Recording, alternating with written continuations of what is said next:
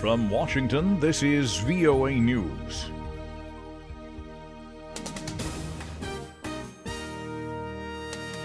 I'm Christopher Cruz reporting. Iran's President Hassan Rouhani on Sunday threatened the U.S. if it withdraws from its nuclear agreement. Reuters correspondent David Doyle reports. In an interview with Germany's Der Spiegel, French President Emmanuel Macron said war could ensue from the ashes of the Iran deal. France, along with Germany and Britain, remains committed to the nuclear deal, which saw Iran agree to curb its nuclear program in exchange for sanctions relief. But Trump has said unless his European allies can rectify what he sees as flaws in the accord, then he will refuse to extend such sanctions relief. In an effort to keep Washington on side, the European powers want to open talks on subjects including Iran's ballistic missile program. That was something Rouhani rejected on Sunday, saying Iran will not negotiate with anyone about its weapons and defenses. Reuters correspondent David Doyle. And a tough new warning from Israel's Prime Minister Benjamin Netanyahu Sunday is raising fears of war in the Middle East. Correspondent Robert Berger reports for VOA from Jerusalem. In an Israel radio interview, former General Yisrael Ziv said Netanyahu appears to be preparing the nation for war.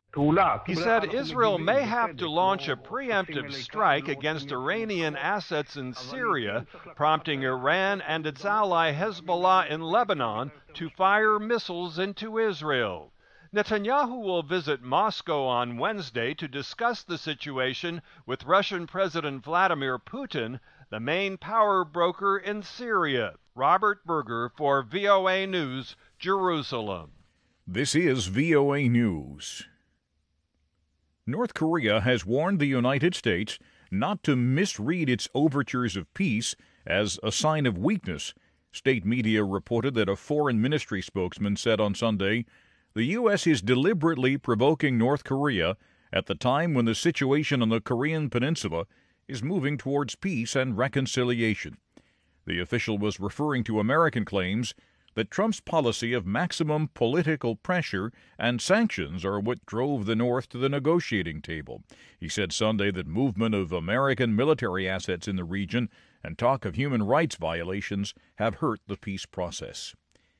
President Trump's choice to lead the Central Intelligence Agency reportedly decided to withdraw her nomination in the past few days, but Associated Press correspondent Ben Thomas reports she has changed her mind. Two top administration officials say Gina Haspel offered to step aside Friday when White House aides prepping her for confirmation hearings this week asked for details of her involvement in the CIA's post-9/11 interrogation program for terror suspects. Critics note that Haspel was the chief of base at a covert detention site in Thailand, where two suspects were subjected to waterboarding. But the officials say White House aides reassured Haspel that her nomination remains on track and that she has the president's backing. Haspel is the first career operations officer to be nominated to lead the CIA in decades. She served almost entirely undercover, and much of her record is classified. Ben Thomas, Washington. President Trump's new lawyer, Rudy Giuliani, has told ABC News that the president would not have to obey an order from the special counsel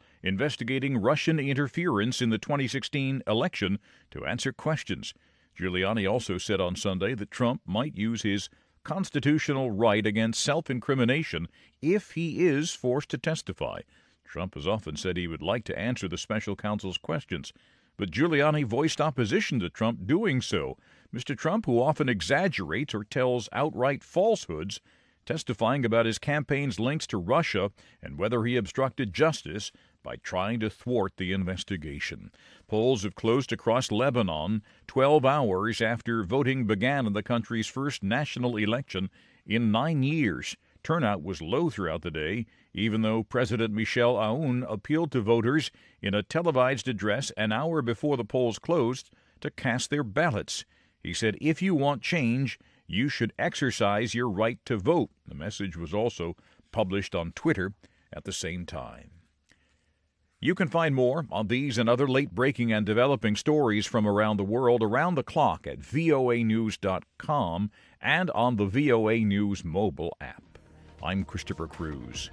VOA News. That's the latest world news from VOA.